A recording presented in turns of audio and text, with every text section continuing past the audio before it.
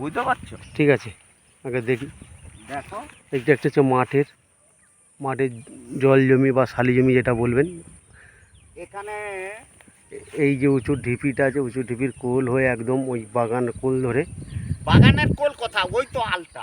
হ্যাঁ, ওই তো ওই বাগানগুলো, ওই বাগানটা, ওই বাগান হয়ে একদম সেই দূরের যে বাগানটা আছে, ওই বাগান হয়ে একদম এই জমির আল হয়ে এইভাবে জমিটা আছে।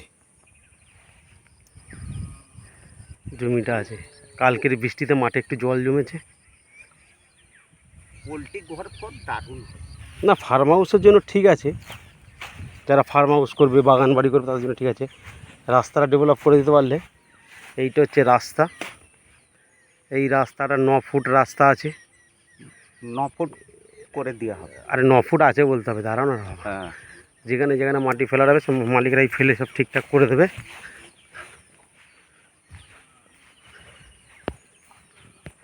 এই জায়গাটা আছে বারুনিয়া এই জায়গাটা গদাবাজার, তাই তো?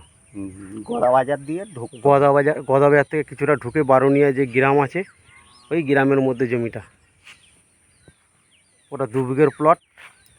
এটা হচ্ছে 16 কাঠা। এটাও অনেকটা জমি, 16 কাঠা আছে। দিয়ে এবারে সোজা দক্ষিণ দিকে হ্যাঁ, চলে যায়।